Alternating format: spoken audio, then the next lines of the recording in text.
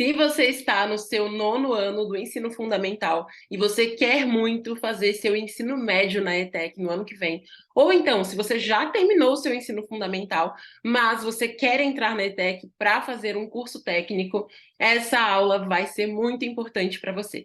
Então, boas-vindas a mais um conteúdo aqui do canal. Já separa aí uma garrafinha de água para você se hidratar durante essa aula e não precisar sair, perder alguma parte do conteúdo para tomar água. E também já pega aí também um papel, uma caneta ou então um lápis, enfim, qualquer coisa que te ajude a fazer anotações.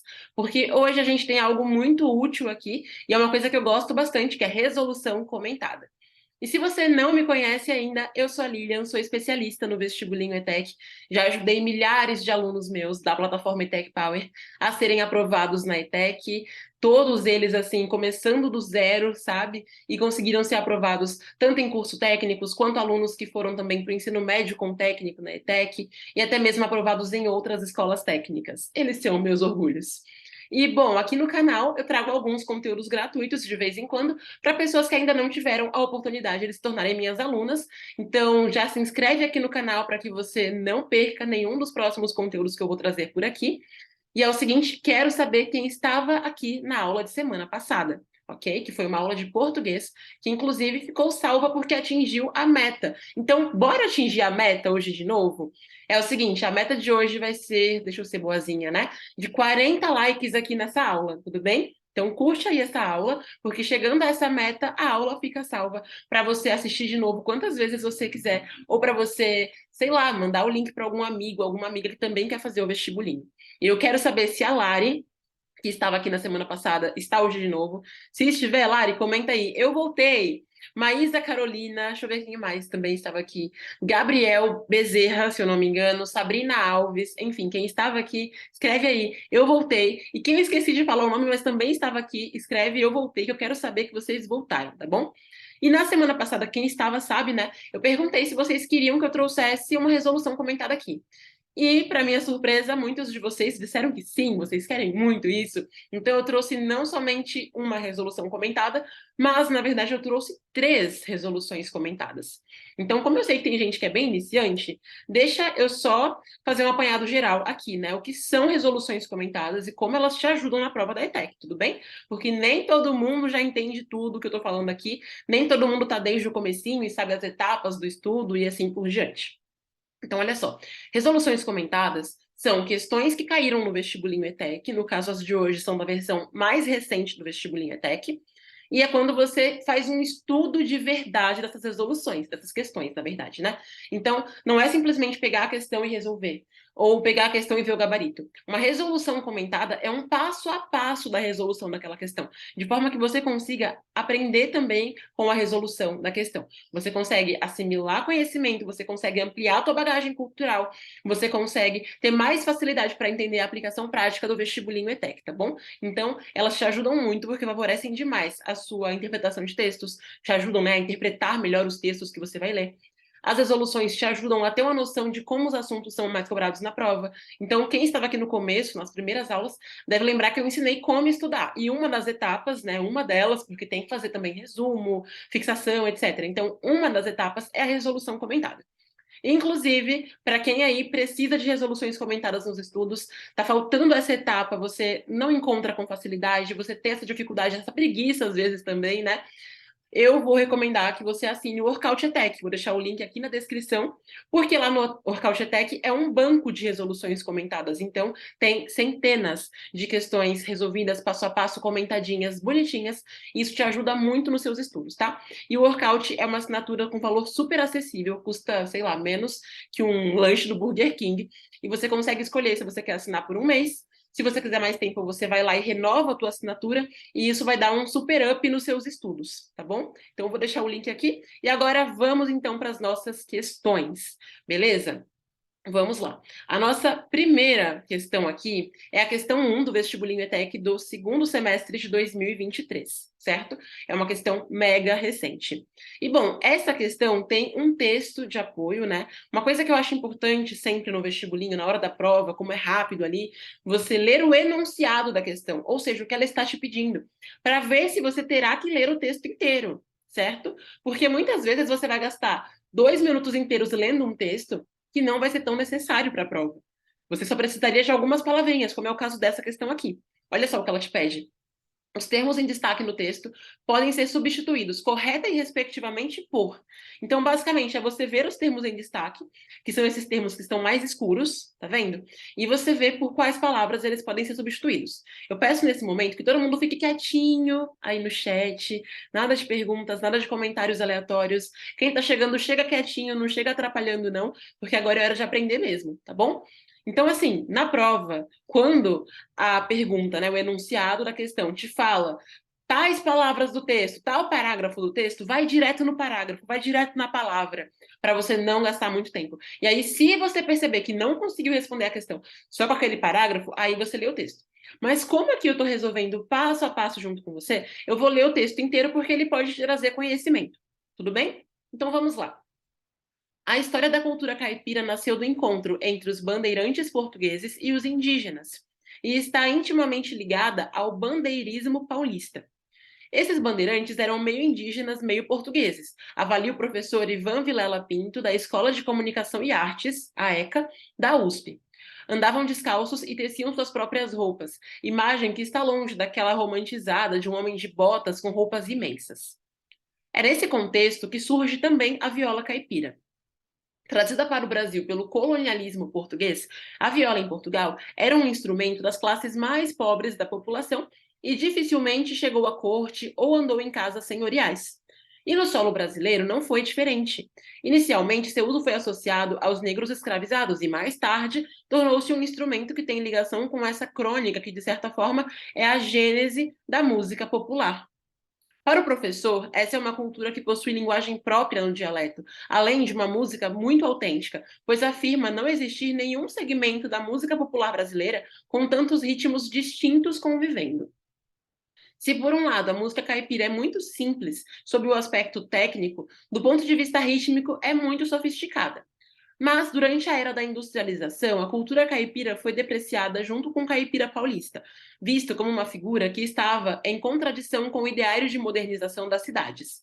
Segundo Vilela, nessa época, o caipira representa a oposição a isso tudo, mas, de forma muito ampla, acaba sendo uma âncora de representação identitária até da elite paulista, já que, no fundo, São Paulo estava procurando uma identidade própria diante de todo o Brasil e viu no caipira uma maneira forte de representar isso.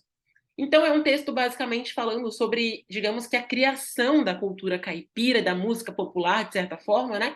E falando da influência, então, entre essa convivência entre os bandeirantes e entre os indígenas, certo? E vamos lá, como a questão quer que a gente veja o significado, né? Quais palavras, na verdade, são sinônimos aí de alguns termos em destaque, vamos anotar os termos em destaque. Eu estou aqui com um post-it, que é o papel mais próximo que eu encontrei, mas se você estiver com um caderno por aí, vai ser melhor ainda. Então, olha só, a primeira palavra que a gente tem é meio. Anotou aí, né? A segunda, gênese. A terceira, distintos. E a quarta era qual mesmo? Própria. Na prova, você não vai ter papel extra, mas vai ter caneta e lápis. Então, você vai marcando os termos em destaque, porque como a prova tem muitas questões, muito texto, seu olho cansa às vezes. E aí, se você não marca logo, depois fica mais difícil ficar procurando as palavras em destaque, tá bom? Porque ao longo da prova pode ser que aconteça isso mais vezes, né? Ter mais questões assim. E vamos lá então, né? Olha só, vamos ver aqui os termos em destaque, por quais termos eles podem ser substituídos. Alternativa A fala pra gente que o termo meio pode ser trocado por um pouco. A B fala metade, a C um pouco, a D metade e a E hora. Vamos lá então, vamos eliminar quem não cabe no contexto. Não daria para ser metade, então já tira a B e já tira a D. Lilian, por que não daria para ser metade? Porque a pessoa não vai ser metade portuguesa, metade indígena, né? Eles falam aqui meio portugueses, meio indígenas, de um pouco disso, um pouco daquilo. E por que eu não eliminei o hora aqui? Deixa eu trocar essa cor, deixar o verde para a resposta certa e deixar o vermelho para a resposta errada, tá? Por que eu não excluí esse hora da alternativa E? Porque o termo hora pode ser usado nesse sentido também. Ora isso, ora aquilo, sabe? Então, embora não seja o significado mais exato, né, não signifique um pouco também, pode estar relacionado, tá bom? Então, por isso que eu não eliminei. Agora, beleza, a palavra gênese. O que é gênese? Gênese tem muito a ver com origem, com criação, sabe? A gênese da música popular, né? Então, a origem, de onde ela vem, de onde partiu isso. Então, a alternativa C fala de origem, beleza? A E também. Mas a A fala de contribuição, o que não cabe muito no contexto. Então, já tira a alternativa A. Só temos aqui a C e a E. Daí, a C fala pra gente que distintos é diferentes, e a E também fala que distintos é diferentes. Então, seguem iguais. E na última palavra, então, a gente vai eliminar. Porque a última palavra era própria, uma identidade própria, lembra? Só que própria não é genérica. Genérica seria uma identidade comum, muito básica, sabe? Assim, bem básica, que todo mundo teria. Então, identidade própria é aquela identidade mais única, uma coisa mais particular, sabe? Então, nesse caso aqui, a alternativa C é a nossa correta, tá bom? Claro que quem já é mais avançadinho poderia responder isso mais rápido, gente. Eu, numa prova, responderia isso em segundos, mas eu tô falando passo a passo justamente porque é uma resolução comentada. Então, tanto quem é mais avançadinho quanto quem é mais iniciante precisa aprender, concorda? E por isso que eu vou bem passo a passo aqui nas questões, tá bom? E vamos agora, então, para a nossa próxima questão, que é a número 2, também desse vestibulinho, tá? E ela usa o mesmo texto como base, porque era um texto para as questões de 1 até 3, ok? E olha só, o termo crônica, no segundo parágrafo do texto, refere-se a. Então, primeiramente, aqui, eu acho importante lembrar para você que crônica é uma forma de texto, né? Então, crônica é um texto jornalístico que a gente tem, sabe? Então, é um texto que ele geralmente vai narrar coisas, né? Então, costuma ser um texto narrativo na maior parte das vezes. Quem estava aqui semana passada vai conseguir relacionar os conhecimentos aqui agora, né? E é um gênero textual, tá bom? Então, é um gênero que geralmente cabe dentro desse tipo textual mais narrativo, né? E às vezes uma crônica pode ali transitar entre o tipo textual narrativo e o tipo informativo, ok? Então, a crônica é um gênero textual, é uma classificação de texto que a gente vai ter. Só que nesse caso desse texto aqui, a crônica não é isso. Olha só, segundo parágrafo, então, né? No solo brasileiro não foi diferente. Eu tô aqui na terceira linha, tá bom? Mais ou menos aqui. Deixa eu marcar onde eu tô para você conseguir acompanhar. No solo brasileiro não foi diferente. Inicialmente, seu uso foi associado aos negros escravizados e, mais tarde, tornou-se um instrumento que tem ligação com essa crônica, que, de certa forma, é a gênese da música popular. Ou seja, o que é essa crônica que ele está falando? É como se fosse essa história, sabe? Que é a gênese da música popular, né? Então tem ligação com essa origem, sabe? E não com a crônica em relação ao texto crônica que a gente tem no jornalismo, tá bom? Então vamos aqui novamente eliminar alternativas, né? Alternativa A fala pra gente, então, que ela faz referência ao período de longa duração da viola caipira antes do seu desaparecimento. Não, não tem relação com isso, né? Tem relação, novamente, como eu disse, com essa cultura, sabe, da música popular, né? Com essa origem, essa história, certo? B, a biografia dos reis portugueses. Não, não, né? Essa é a típica alternativa que está aqui só para confundir você. C, ao texto jornalístico desenvolvido para comentar o conflito. Não, como eu te falei, nesse sentido aqui, a crônica não está como um texto jornalístico. Ela está num sentido figurado, tá? Então não é o sentido exato da palavra, tudo bem? Então não pode ser a C. Daí, alternativa D, a brevidade do próprio texto. A brevidade do próprio texto, desde quando esse texto enorme é breve, né? Cuja concisão se deve à origem popular do tema. Definitivamente não, não poderia ser a D também. A D é mais uma que chega ali para confundir você. Então, nesse caso, é a alternativa E, aos elementos históricos ligados à incorporação da viola em nossa cultura. Então, essa crônica, né, é essa história, sabe? A como foi desenvolvido isso, né? Então, olha só, lendo de novo esse parágrafo aqui.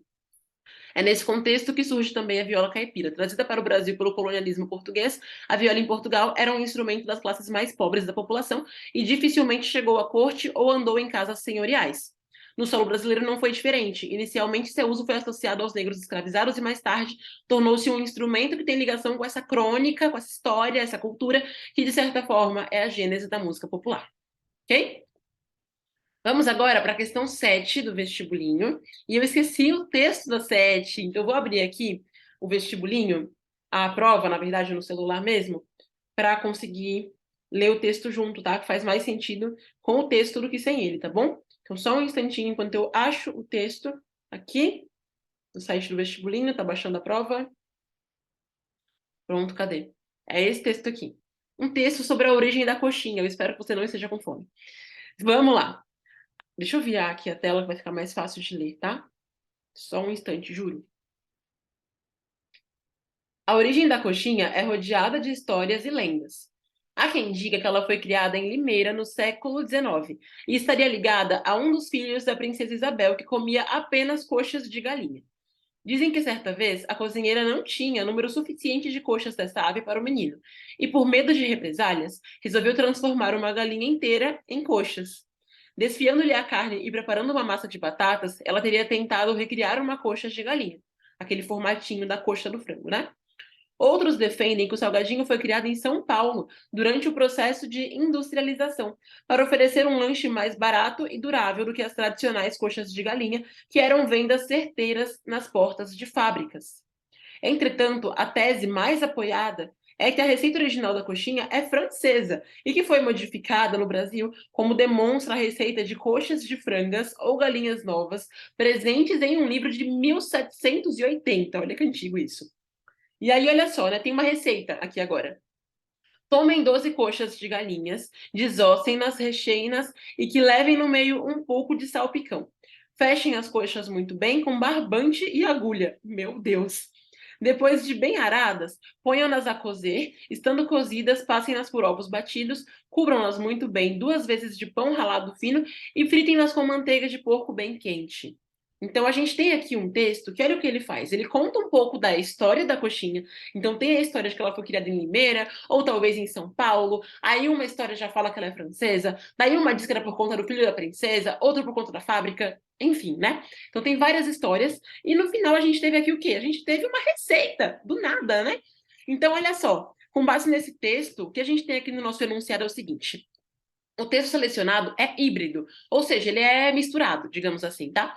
Pois contém características de tipologias textuais diferentes. Quem estava aqui na semana passada lembra que eu falei que alguns textos podem mesclar tipos textuais, né? Trouxe essa questão justamente por isso, tá? Daí, olha só, ele é expositivo por apresentar ao leitor informações sobre a origem da coxinha, ou seja, é um texto informativo ou expositivo. Como eu falei, as questões do vestibulinho podem trazer esses dois termos, tá? E é também. Quem vai lembrar qual tipo de texto que a gente tem as receitas, os tutoriais, né? É um texto injuntivo, ok? Mas vamos aqui analisando cada alternativa para entender o porquê de não ser. Então, aquela parte que conta toda a historinha é um texto expositivo. Beleza. Mas a alternativa A fala para a gente que ele é também um texto argumentativo por expor evidências históricas irrefutáveis. What? Sobre a origem aristocrática desse prato. Mentira, né? Porque olha só, ele traz ali questões históricas em relação à princesa e tal, traz, só que não são evidências irrefutáveis. São histórias que talvez sejam reais, talvez não. Tanto que a gente tem ali 3 possibilidades de história sobre a origem da coxinha. Então não é uma origem aristocrática, ou seja, vindo da aristocracia, da família da princesa e tudo mais, né? Pode, na real, ter surgido para vender nas fábricas, ou pode ter surgido na França. Enfim, então a gente tem aí várias possibilidades. Por isso, não é um texto que está argumentando com você. Ele só foi trazendo ali a história e depois colocou uma receita. Daí, alternativa B, injuntivo, por fornecer comandos que podem ser seguidos na receita do alimento. Certo. Então ele fala pra gente pegar as coxas, né? Daí você vai fazer várias coisas ali, enfim, depois passa no pão, no farelo de pão, aí frita na manteiga de porco. Então é uma receita. E uma receita é um texto injuntivo, tá bom? Daí alternativa C, narrativo por contar a trajetória do alimento, desde sua invenção até a chegada ao Brasil. Não, ele não contou uma história, né? Ele até mencionou ali personagens, como a princesa Isabel, só que não contou toda uma história. Na verdade, se fosse narrativo, seria todo pautado numa história só. E, na real, ele foi trazendo para a gente informações, então, teorias, digamos assim, né, sobre a origem da coxinha. Então, não foi um texto narrativo que a gente teve, foi um texto expositivo e uma parte dele injuntivo. D, descritivo, por caracterizar as impressões sensoriais de quem prova uma coxinha. A pessoa que marcou essa foi fazer a prova, assim, dormindo, né? Porque não dá. A alternativa D é aquela que coloca só porque não tem outra coisa, gente, tá bom? O vestibulinho sempre tem alternativas que vão te confundir um pouco. E tem alternativas que são realmente nada a ver, assim, tá? Sempre tomar muito cuidado para você não marcar a nada a ver. Você vai eliminando para você não marcar nem essas, nem aquelas que confundem um pouquinho, tá bom? E chegar sempre na mais correta possível, certo? E a alternativa E, prescritivo por enfatizar a criatividade dos cozinheiros. Não, um texto prescritivo iria prescrever algo para você. Inclusive, o texto prescritivo é muito similar ao texto injuntivo. Tanto que alguns, esqueci o nome, mas algumas pessoas, né, da língua portuguesa deixam os dois como se fossem a mesma categoria, tá? Só que em outros casos não são. Por quê? A pequena diferença entre eles é que um texto prescritivo, por exemplo, uma bula de remédio, é um texto que vai te trazer informações que são meio que obrigatórias, digamos assim. Enquanto o injuntivo, que é uma receita de um bolo, de uma coxinha, enfim, ele vai te trazer um passo a passo, só que você não vai morrer se você não seguir aquele passo a passo, sabe? Então, nesse caso, o texto prescritivo não tem nada a ver com enfatizar a criatividade de cozinheiro, nada disso, tá? Então, a E também está errada. E com isso só nos resta a alternativa B de biscoito, tá bom? Então, nossa questão número 1 é a alternativa C, a nossa questão número 2 é a alternativa E, e a nossa questão número 7 é a alternativa B. É um texto injuntivo, tá? Isso mescla muito com a nossa aula da semana passada, que ficou salva. Se essa aula de hoje chegar a 40 likes, curte aí, hein? Ela vai ficar salva também, tá bom? Então, assim que acabar essa aula, você pode ver a da semana passada, que eu te recomendo muito, vai te ajudar bastante a entender um pouco mais sobre essa questão dos tipos textuais, que foi algo que é algo muito recorrente no vestibulinho, na verdade, né? Não só foi, como continua sendo muito recorrente esse assunto. E bom, agora, se você quiser, você pode me acompanhar lá no meu Instagram, que é Lilian Cruz Oficial, porque lá eu sempre abro caixinhas de perguntas nos meus stories e sempre vou levando informações sobre o vestibulinho também, datas, modalidades, entre tantas outras coisas. Caso você tenha esquecido já, no link da descrição aqui abaixo, tem como você adquirir o Workout ETEC, que é um clube de questões comentadas. Lá você tem centenas mesmo de resoluções comentadas. Então tem estas e muitas outras de muitos anos diferentes, de todas as matérias: português, matemática, biologia, química, física, história, geografia, de tudo mesmo, para te ajudar no vestibulinho ETEC. E também vou deixar aqui abaixo o link para caso você queira adquirir a checklist ETEC, que é a lista com os assuntos que você precisa estudar para o vestibulinho ETEC, tá bom? Um super abraço, bom final de semana e nos vemos na nossa próxima aula. Tchau!